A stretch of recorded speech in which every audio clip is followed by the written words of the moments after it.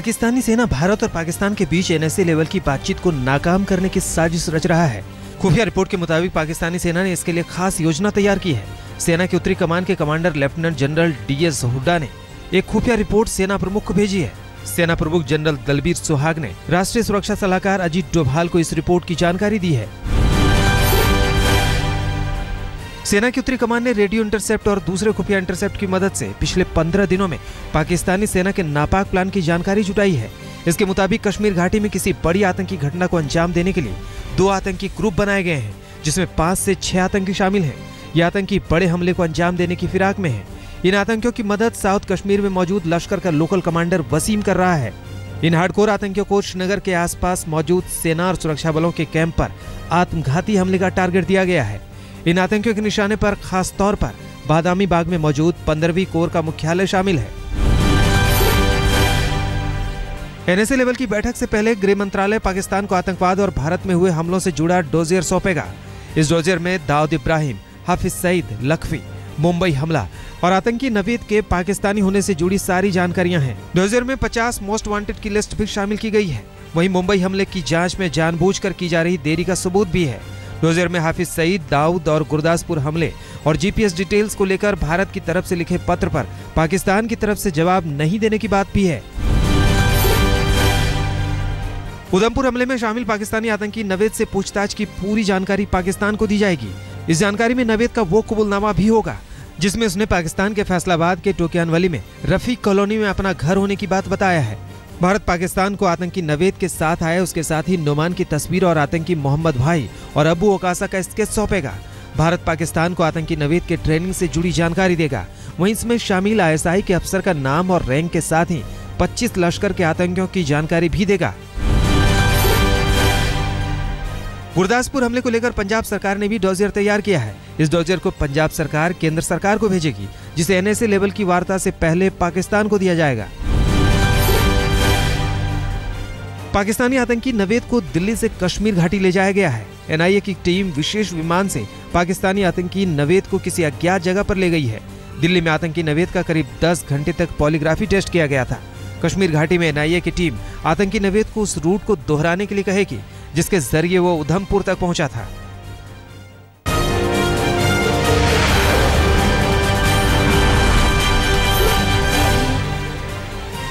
बिहार के मुख्यमंत्री नीतीश कुमार ने केंद्र से दिल्ली को पूर्ण राज्य का दर्जा दिए जाने की मांग की। बिहार सम्मान समारोह में नीतीश कुमार और दिल्ली के मुख्यमंत्री अरविंद केजरीवाल एक मंच पर साथ साथ दिखे। नीतीश ने PM मोदी पर निशाना साधते हुए कहा कि केंद्र दिल्ली के सरकार को जानबूझकर परेशान कर रही है। नीतीश कुमार ने सवाल पूछा कि क्या मुख्यमंत्री को अपना मुख्य सचिव भी नियुक्त करने का अधिकार नहीं है। दिल्ली के मुख्यमंत्री अरविंद केजरीवाल ने नीतीश कुमार का न्योता स्वीकार किया। केजरीवाल एक सरकारी काम में हिस्सा लेने बिहार जाएंगे। दिल्ली के मुख्यमंत्री ने PM पर निशाना साधते हुए चुनाव से ठीक पहले बिहार के लिए करोड़ों रुपए के मदद के ऐलान को गलत ठहराया। दिल्ली सरकार द्वारा आयोजित बिहार सम्मान समारोह में शामिल होने आए महिलाओं और पुरुष के काले रंग के कपड़े उतरवा लिए गए। ये सब कुछ ठीक उस वक्त हुआ जब अरविंद केजरीवाल और नीतीश कुमार मंच पर पहुंच रहे थे। पुलिस के जवान अरविंद केजरीवाल और नीतीश कुमार के आने से पहले तलाशी लेकर काले रंग के कपड़ों को एक टेबल पर रखवाया। तलाशी के दौरान महिलाओं के काले रंग के दुपट्टे भी जमा करवा लिए गए। पुलिस ने एहतियातन काले रंग के कपड़े जमा करवाए। पिछली बार नीतीश कुमार को प्रवासी भारतीय कार्यक्रम में काले झंडे दिखाए गए थे। बीजेपी सांसद मनोज तिवारी ने दिल्ली में हुए बिहार सम्मान समारोह को हास्यास्पद बताया। मनोज तिवारी ने कहा कि समारोह में बिहार के लोगों के सम्मान की बात की गई, लेकिन इस कार्यक्रम में सम्मान के नाम पर राजनीति की गई। मनोज तिवारी ने दिल्ली के मुख्यमंत्री पर भी निशाना साधा। ये बहुत ही हास्यास्पद सम्मान था। सांस्कृतिक मंच बना था। कहा गया था कि हम ये सांस्कृतिक मंच है, यहाँ पे बिहार का सम्मान होगा, लेकिन हुई बिल्कुल शुद्ध और शुद्ध राजनीति। बुधवार को एक बार फिर आम आदमी पार्टी ने दिल्ली की बिजली कंपनियों के CAG ऑडिट की मांग की। आम आदमी पार्टी ने इसके साथ ही केंद्रीय ऊर्जा मंत्री पीयूष गोयल पर भी गलत बयानी और डिस्कॉम का साथ देने का आरोप लगाया। आम आदमी पार्टी ने दिल्ली में महंगी बिजली के लिए कांग्रेस और बीजेपी दोनों को जिम्मेदार बताते हुए आरोप लगाया कि दोनों पार्टियों के कारण ही डिस्कॉम में करप्शन को बढ़ावा मिला। आम आदमी पार्टी ने दिल्ली सरकार को महंगी बिजली देने का आरोप लगाया। और दूसरा दिल्ली बीजेपी अध्यक्ष सतीश उपाध्याय ने बिजली कंपनी को लेकर आम आदमी पार्टी के आरोपों का खंडन करते हुए कहा है कि बीजेपी काफी पहले से बिजली कंपनियों के ऑडिट की मांग करती रही है। केंद्र सरकार द्वारा महंगी बिजली देने के आरोपों पर सतीश उपाध्याय ने कहा कि केंद्र पर हर दिन आरोप लगाना आम आदमी पार्टी की आदत है। लालू यादव ने प्रधानमंत्री नरेंद्र मोदी के भाषण की नकल उतारी। आरजेडी सुप्रीमो ने कहा कि नरेंद्र मोदी का भाषण प्रधानमंत्री के गरिमा के मुताबिक नहीं है। लालू प्रसाद यादव ने प्रधानमंत्री के सहरसा रैली में बिहार पैकेज के ऐलान से जुड़ी बातों का नकल कर पीएम मोदी पर तंज कसा।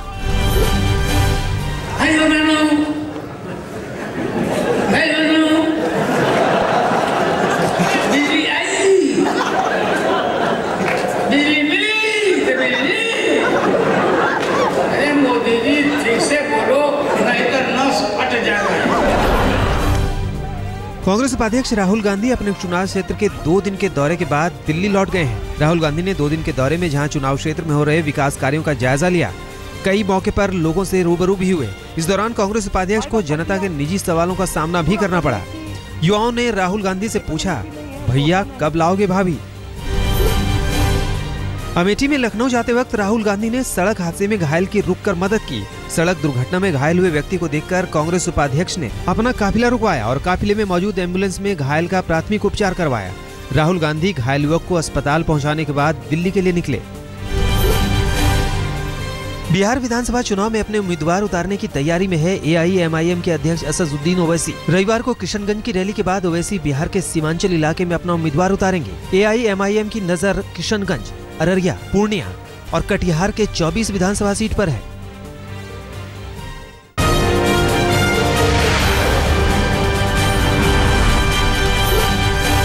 FTII में बढ़ते विवाद को अब सूचना एवं प्रसारण मंत्रालय का 3 सदस्यीय पैनल देखेगा। न्यूज़पेपर्स ऑफ इंडिया के रजिस्ट्रार SM खान इस पैनल का नेतृत्व करेंगे। IB मिनिस्ट्री का यह पैनल विवाद से जुड़े तमाम वजहों की जानकारी लेगा। वहीं बुधवार की रात गिरफ्तार किए गए FTII के 5 छात्रों को जमानत मिल गई है। FTII के छात्रों ने एक वीडियो जारी किया है। इस वीडियो में छात्रों ने निदेशक से सवाल किया है कि कैसे उनको टॉर्चर किया गया। FTII के निदेशक ने मंगलवार को छात्रों पर टॉर्चर करने का आरोप लगाया था। वहीं पुलिस थाने में मामला भी दर्ज करवाया गया था, जिसमें 5 छात्रों को पुलिस ने हिरासत में लिया था। बाद में उन्हें जमानत मिल गई। दिल्ली यूनिवर्सिटी के सेंट स्टीफेंस कॉलेज में छेड़छाड़ के मामले में प्रिंसिपल वॉल्सन थम्पू को दिल्ली महिला आयोग ने हिदायत दी है। महिला आयोग ने प्रोफेसर थम्पू को UGC को पत्र लिखकर सुपरवाइजर बदलने को कहा है। वहीं इस मामले में आरोपी प्रोफेसर सतीश कुमार को महिला आयोग ने एक बार फिर 26 अगस्त को बुलाया है। 10वीं में दोबारा शुरू हो सकती है बोर्ड परीक्षा और पास फेल का सिस्टम। दिल्ली में central advisory board of education की बैठक में पास फेल सिस्टम दोबारा शुरू करने पर चर्चा हुई। इस बैठक में मानव संसाधन मंत्री स्मृति ईरानी के साथ ही 19 राज्यों के शिक्षा मंत्री भी मौजूद थे। देश में प्याज की बढ़ती कीमत को रोकने के लिए अफगानिस्तान से प्याज मंगवाया गया है। पाकिस्तान के रास्ते फिलहाल 40 टन प्याज लाया गया है। अफगानिस्तान से आने वाला प्याज 30 रुपए के हिसाब से बेचा जाएगा। व्यापारियों का मानना है कि अफगानिस्तान से प्याज की खेप आते ही भाव में गिरावट आएगी। दिल्ली सरकार के सस्ती प्याज बेचने के दावे खोखले साबित हो रहे हैं। दिल्ली में सरकार के 280 प्याज केंद्रों पर ग्राहकों को प्याज नहीं मिल रहा है। वहीं दिल्ली सरकार और नेफेड में प्याज को लेकर खींचतान अभी भी जारी है। नेफेड ने प्याज नहीं मिल पाने के मामले में दिल्ली सरकार को दोषी ठहराया है। दिल्ली में लगातार प्याज के दाम बढ़ रहे हैं। 1 किलो प्याज की कीमत 60 से 70 रुपए प्रति किलो तक पहुंच गई है। वहीं नेफेड का दावा है कि लोगों को सस्ते में बेचने के लिए दिल्ली सरकार अब भी नेफेड से 2000 मैट्रिक टन प्याज खरीद सकती है। बाबा साहेब पुरंदरे को महाराष्ट्र भूषण पुरस्कार दिए जाने का कोल्हापुर में जमकर विरोध हुआ। संभाजी ब्रिगेड के कार्यकर्ताओं ने पुणे बेंगलोर हाईवे को रोकने के लिए सड़क पर टायर जलाया। प्रदर्शनकारियों ने बसों पर पथराव भी किया।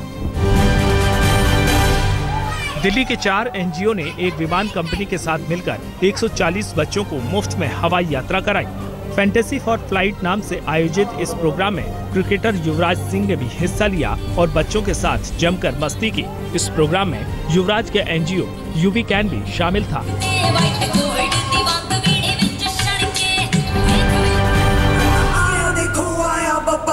Yeah.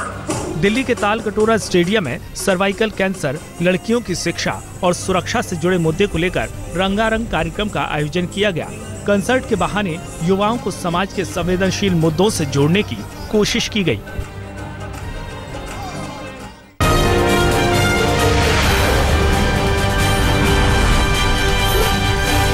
कैथल में आरक्षण की लड़ाई के लिए जाटों ने युवा जाट सेना का गठन किया है। 28 सितंबर तक 2 लाख युवाओं को युवा जाट सेना में भर्ती किया जाएगा। आरक्षण के लिए इस भर्ती अभियान में सोशल मीडिया और दूसरे प्रचार माध्यम की भी मदद ली जा रही है। मेघालय में भारी बारिश की वजह से लैंडस्लाइड होने की खबर है। मेघालय के ईस्ट जयंतिया हिल्स में लैंडस्लाइड होने की वजह से सिलचर जाने वाला सड़क प्रभावित हुआ है। पिछले 24 घंटे से लगातार हुई बारिश से मेघालय के कई इलाकों में बाढ़ आ गई है। गारो हिल्स में भी लैंडस्लाइड की खबर है। गोंडा में घाघरा नदी एल्गिन ब्रिज पर खतरे के निशान से 17 सेंटीमीटर ऊपर बह रही है। नदी के जलस्तर बढ़ने से प्रशासन ने 11 बाढ़ चौकियों को सतर्क किया है। दिल्ली के अमर कॉलोनी में नॉर्थ ईस्ट की एक लड़की के साथ छेड़छाड़ की खबर है। लड़की सिक्किम की रहने वाली है। नई दिल्ली जिले के बीजेपी युवा मोर्चा के उपाध्यक्ष पर लड़की से छेड़छाड़ का आरोप लगा है। शिकायत के बाद पुलिस ने आरोपी सुनील चौधरी को हिरासत में ले लिया है। फरीदाबाद पुलिस की क्राइम ब्रांच की कस्टडी में एक युवक की मौत और लाश को पुलिस द्वारा ही जलाने के बाद हंगामा मच गया। मृतक मदन सिंह के भाई ने आरोप लगाया कि क्राइम ब्रांच ने 10 अगस्त को मदन सिंह को चोरी के आरोप में पकड़ा था। थाने में जुर्म कबूलने के लिए मदन सिंह की पिटाई की गई। आरोप है कि पुलिस ने मदन सिंह के साथ 3rd डिग्री का इस्तेमाल किया। पुलिस अधिकारी पूरे मामले पर कुछ भी बोलने को तैयार नहीं है। मामले की मजिस्ट्रेट जांच के आदेश दे दिए गए हैं। संभल के कोतवाली क्षेत्र में एक मकान में ब्लास्ट होने की खबर है। ब्लास्ट इतना जबरदस्त था कि पड़ोस के मकान की दीवार गिर गई, जिसमें दबकर एक लड़के और एक लड़की की मौत हो गई। संभल पुलिस का कहना है कि आतिशबाजी का सामान बनाते समय विस्फोट हुआ। विस्फोट होने वाले मकान से भारी मात्रा में बारूद और विस्फोटक जब्त किया गया है। बेंगलुरु में एक चेन झपटमार गिरोह का पर्दाफाश हुआ है। पुलिस ने महिलाओं के गले से सोने का चेन छीनने वाले गिरोह के कई सदस्यों को पकड़ा है।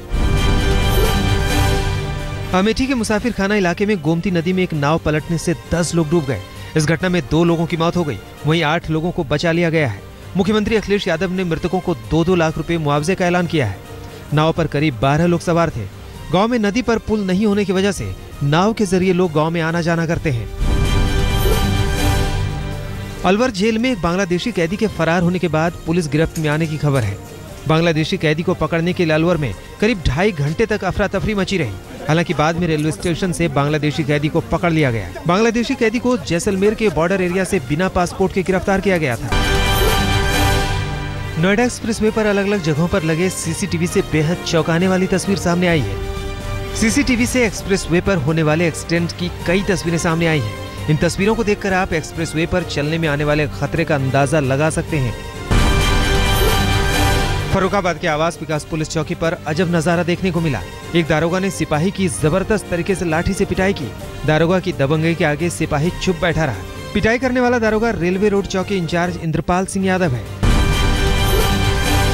महाराष्ट्र चंद्रपुर के गालीबाज तोते को वन विभाग के जेल में भेज दिया गया है। तोते पर अपने पड़ोसी को आए दिन गाली देने का आरोप था।